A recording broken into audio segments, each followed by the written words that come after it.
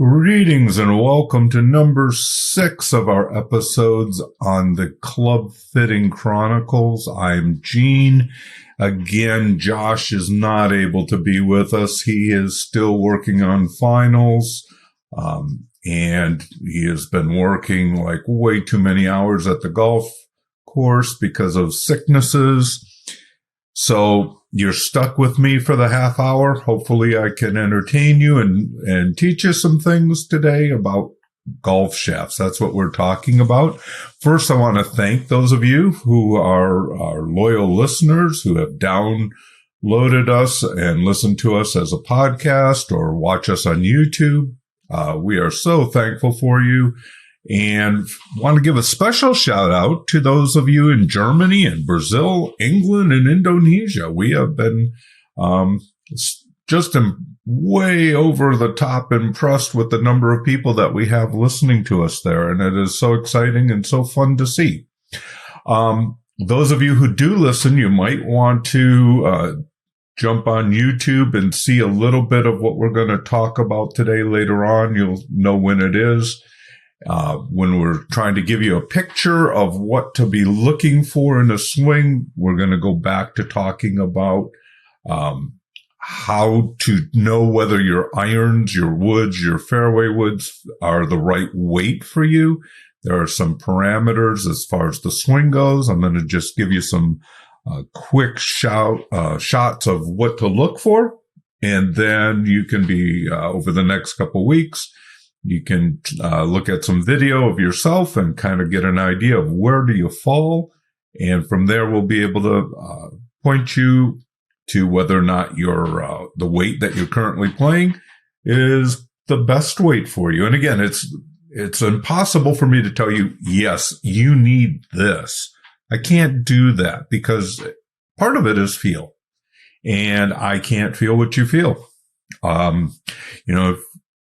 Right now, being here in the Phoenix area, I'm feeling cold because it was like 50 degrees, and I'm thinking I got to move further south. Having grown up in Michigan, I fled the snow, and it feels, in fact, looking out at the superstitions today, there was snow up there, and it was like, no, that's way too close. But with the grandkids here, I don't think we're going anywhere.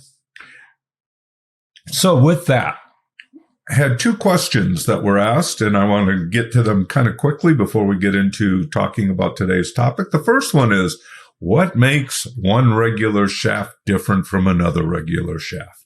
And that's a great question. I'm not going to go into full detail today because we are going to go into a lot of detail the next time. And the idea there is shafts are measured, they're flex from the butt end. There's a machine called a frequency analyzer. You clamp down the butt end of the shaft. You put a weight on the tip. You twang it. That's the official word for it. You twang it. It bounces back and forth, up and down. And it counts how many times it does that in a minute. And that gives us a frequency. But that's only telling us what the butt end is doing. But that's how they label shafts, based on that butt end mark. When we're looking at shafts and we're talking about their bend profile, we're looking at over a number of different points, and we'll talk about those. But that's how they can be so different. You can have 2 shafts that measure the same from the butt end and feel entirely different when you are trying to play them. Second question was, you said that the club head is more important than the shaft. Give more examples of why you say that. And so just again, in a quick couple words on that, I don't carry a 5-iron anymore. My 5-iron is 24 degrees of loft because that's what the company started making. I carry a 24-degree lofted hybrid. I have my hybrid shaft is the same length as my 5-iron shaft, so I don't swing it any faster. But because of a hybrid's construction, center of gravity is much lower. I am able to hit the ball higher because I am a low ball hitter. I tend to de-loft the club pretty severely. I used to de-loft at 12, 13 degrees at impact. When I was a kid, I could get away with that. But now as an older person, I hit a lot of line drives, 40, 50 feet high, which aren't going to be stopping soon on a green near you. So I have had to learn to back off that, getting my hands in front at impact.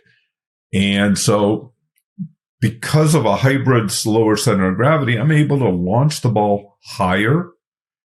And because I can launch the ball higher, I get more carry. I actually carry my hybrid 24 degrees, 38 inches long.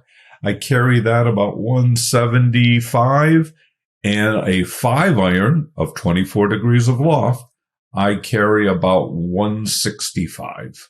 And it's simply the difference, trajectory. I get the ball up in the air much higher. It gets up quicker. It actually will stop on greens. And the big thing for me is it's easier to get the ball airborne. I was thinking also, I was playing with somebody the other day and he had an old adjustable Nike driver. I was like, maybe you should send that to the Smithsonian. That's another example of why, club heads matter as far as I think being able to dictate, how well the ball is going to go in the direction you want it to go. That adjustable driver is 8 degrees open normally. He couldn't keep the ball on the planet. And if you had it didn't matter what shaft he put in it, it wasn't staying on the planet. But if you could square up that face, and I showed him how to just set the club down at address and grip it in that fashion, all of a sudden he could hit it. Now, we didn't change the shaft. We changed the club head's position. And the club head, to me, is always more important. I talked about, that Pro 475 X Flex, that I, could barely get off the ground. And I could, with my 9-degree driver, I could hit it maybe, 40 feet high, because it wasn't going up. I would end up swinging out of my shoes trying to make that thing work. When I changed that shaft out and put a Nitroflex, a Grapholoid Nitroflex, I think it was, into that same head, wow. I didn't have to worry about that, trying to get the ball up in the air. Now I couldn't control it from going left. So with one shaft, I was going right. With the other shaft, I was going left.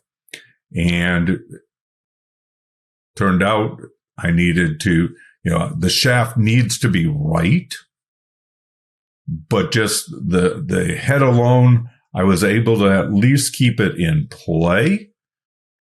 But with the shaft the way it was, it caused me to do other things to it. Either way over swing, or with the Nitroflex, it felt like it was a little too whippy. So I'd end up getting a little bit slower tempo, which sometimes isn't bad. And then I would try to get my hands through at impact, and I was not able to get a pleasant feel from it. So the shaft was making me not feel so good about it. But when I finally put a good swing on it, I could hit it. Again, I think it was 2 degrees open. I could control it better than I could control what I was doing with the shaft. The shaft caused me to want to do other things. But in a nutshell, if you give me a square driver and an X-Flex shaft, I can keep it pretty much in the fairway. You give me a 2-degree closed driver head with a R-Flex shaft, and it's going left. You give it to me with an X-Flex shaft, it probably will still go left, because that closed face, I hit a draw. Just naturally hit a draw, and I'm going to hit a draw with it, or a rope hook, one or the other. Especially you get to 3 and 4 degrees closed. Oh my goodness, it's not pretty. So today we're going to be talking about something we started on and ran out of time on last time. Shaft diameters, the tip diameters. Irons are 355 and 370. Why do we have the two? Well, the 355 is the discrete flex. So it's made to go into a 5-iron head. This one's made to go into a 6-iron head. There is something called hard stepping or soft stepping, where you put, say, the shaft of a 5-iron in a 6-iron, or the shaft of a 5-iron in a 4-iron.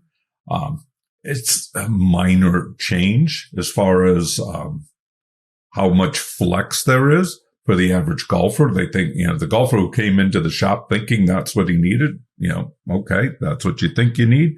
I know the psychology of golf. I'm not going to argue it with you. I'll explain to you what it is. I'll show you what it is, but didn't change a whole lot. It's probably 2 or 3, maybe 4 mile an hour difference in club head speed needed to make that shaft, quote, the range that shaft now is considered in. Is that going to make a huge difference? Probably not.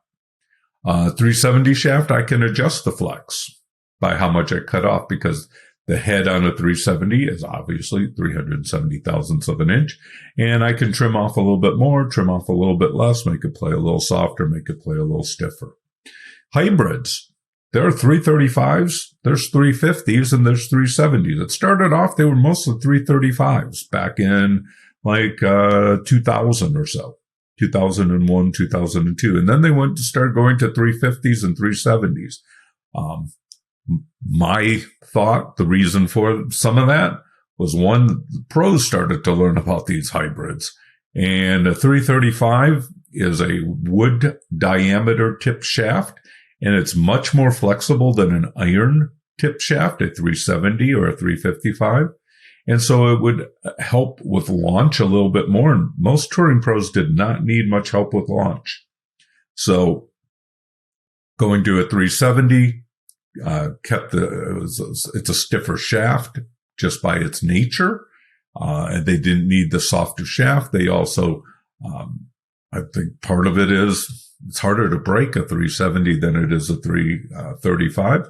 And so they got less returns on them. Woods are usually 335. There was a time when they were making them at some woods were 350 tip. Not a whole lot of difference between them, except for, again, 350 is probably a little harder to break.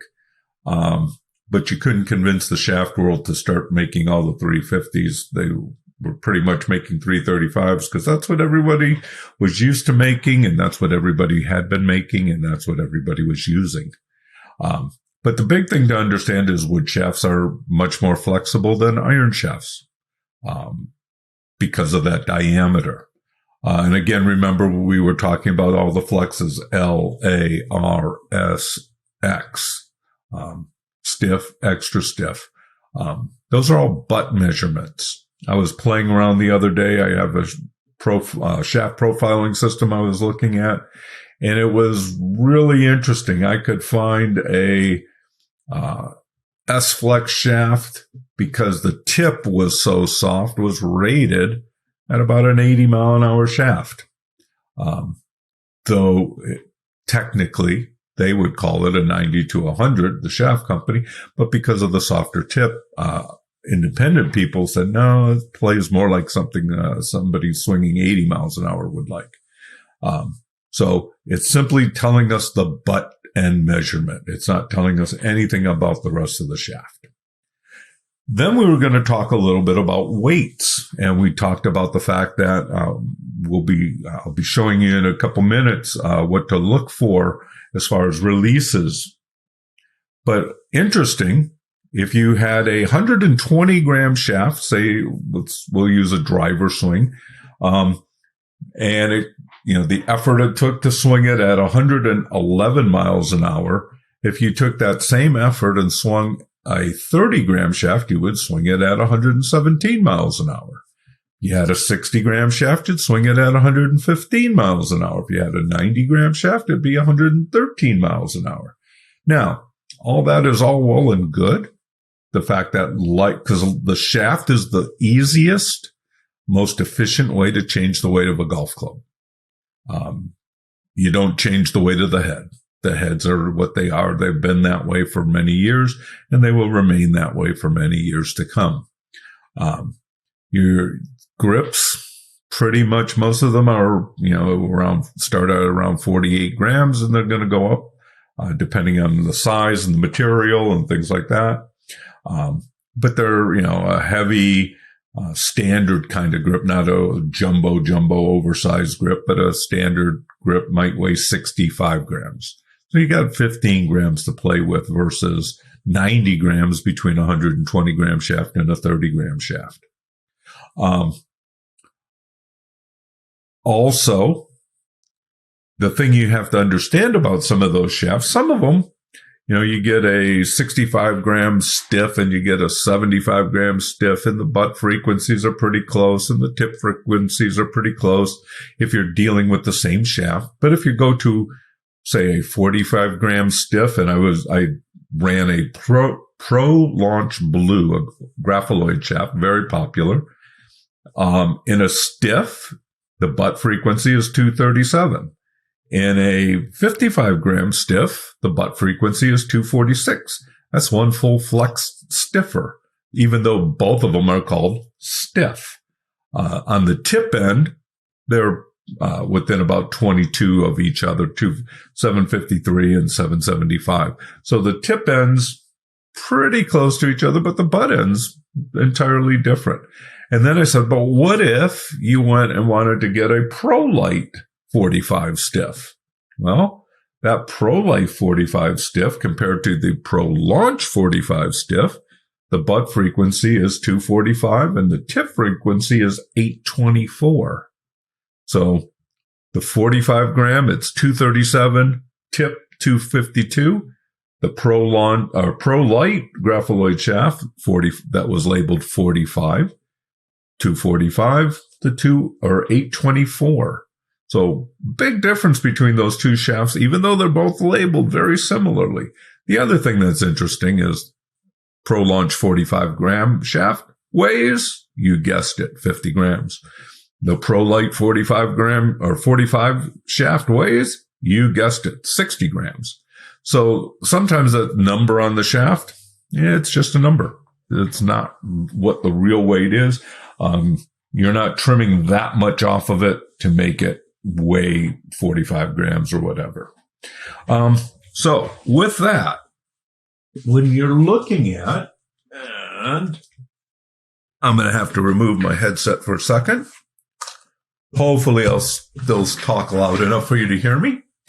When you're looking at, for weight, how much a shaft should weigh for your type of swing, what I would look for, and I'm just holding out a 5-iron, if I would see at waist high, when the golfer's hands are at waist high, the shaft is pretty much as far away from the golfer as possible.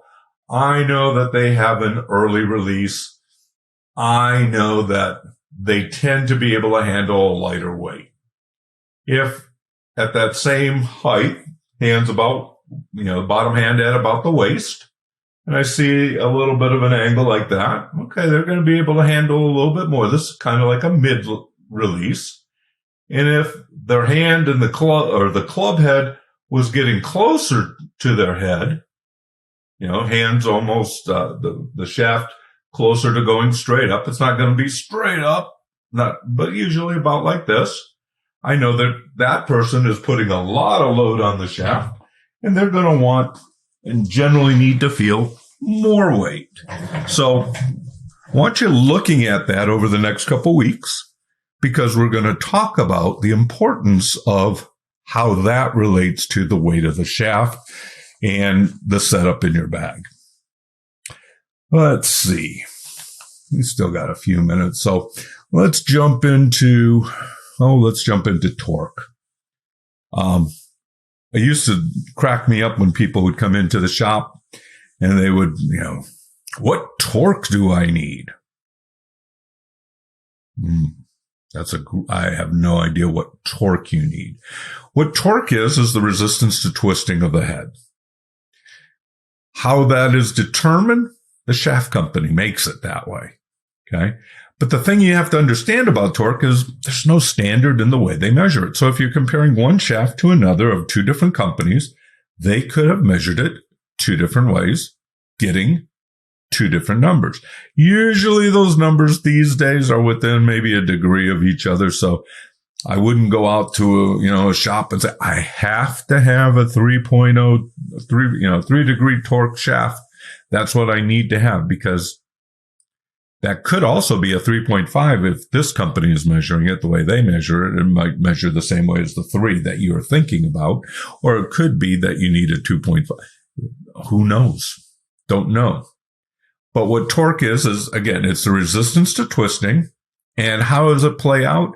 For us as golfers, it kind of gives us a feeling of stiffness. For instance, if you give somebody, a 70-year-old person with a club head speed of 65 miles an hour and you give them something with 2 degrees of torque, you may want to just hand them a piece of rebar because it'll feel about as flexible. It doesn't matter that the butt frequency was considered, in their flex range, and nobody makes the shaft, so don't race out trying to buy it. But if it was available, and it used to be available years ago, if you had one of those, it felt awful. When, last week or 2 weeks ago, I was telling you about the Fiber Speed 2000, and its torque was about 14 degrees. And that's why it twisted so much and the ball went so far left. But they went from the Fiber Speed 2000, 14 degrees of torque, they started making shafts with like 1.5 degrees of torque. And people hated them. They felt like it was a brittle, brutal kind of feel. It was like, bam, and people go, I don't like that. And they were making that in A-flexes, so very flexible shaft, but very, very low torque. They think, they were trying to get down to 0 because they figured 0 was it. Well, even steel is around 2.0, 2.5, depending on the steel shaft and the flux of the shaft and all that, those characteristics. So torque is simply the resistance to twisting. Probably 99% of us don't need to worry about it, because our swing isn't such, we're not putting such a violent move on the golf ball that we are going to cause the head to open or close slightly as we bring the club down. Maybe a couple of touring pros, they're in that ballpark, but not us. But what they've learned over the years is they generally speaking, the shafts that need higher torque are going to be softer flexes, and they tend to be lighter weights. Why? Because a really strong, big, hard swinging, aggressive swinger isn't going and saying, I need a 35-gram A-flex shaft. That person, you're not going to do that. And the shaft companies have kind of figured that out. The average golfer, 3 to 4.5 degrees of torque feels about right to us. Somebody with a lot of club head speed, under 3 degrees of torque. But again, those shafts that are for the person with a high club head speed, they already are made with less than 3 degrees or 3 degrees of torque.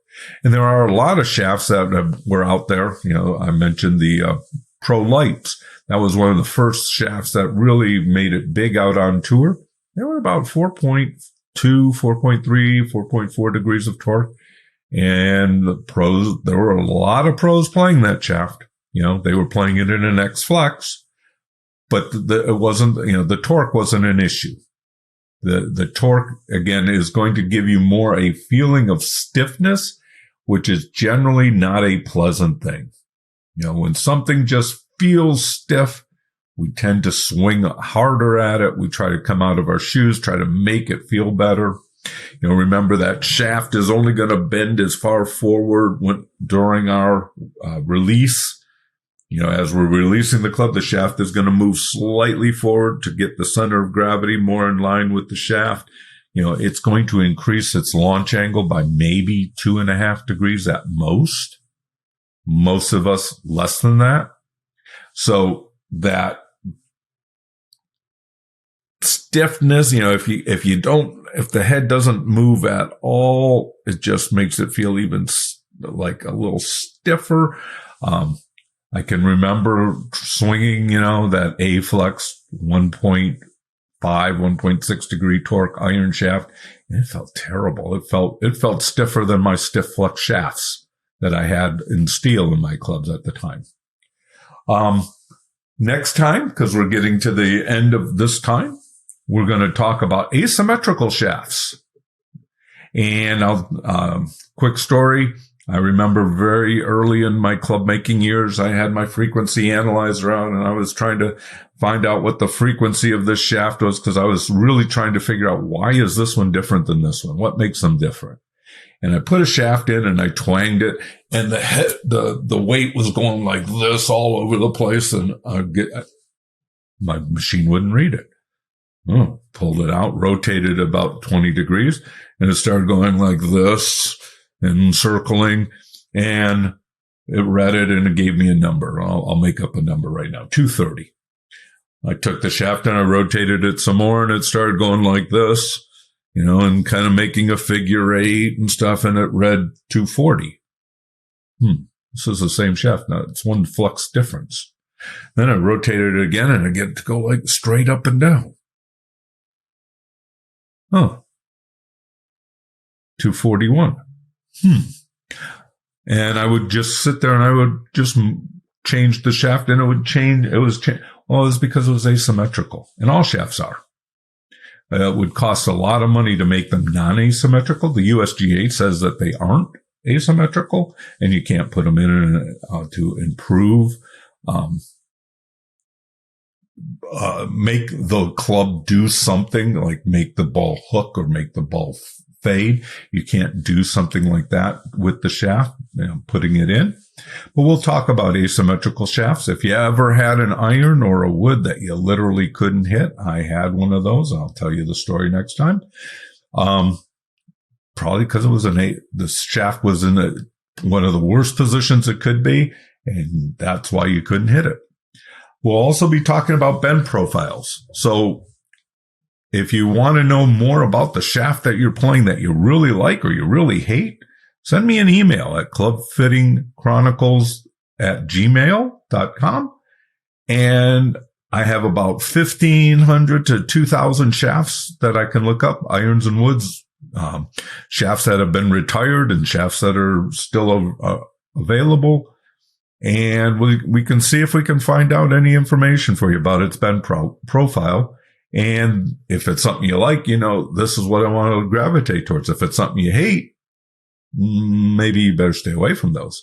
But you're not going to find that information. You can't go to the golf store and say, hey, I need something that bends at about 422 to 440 CPMs at the 21-inch mark. Do you have one of those? They'll just look at you. But we can give you some information because what this profiling system does is it will tell me other shafts that are like that. I was playing around. I shared last week. I was playing around with my shaft that I have in my driver. There's a $19 shaft very similar to it.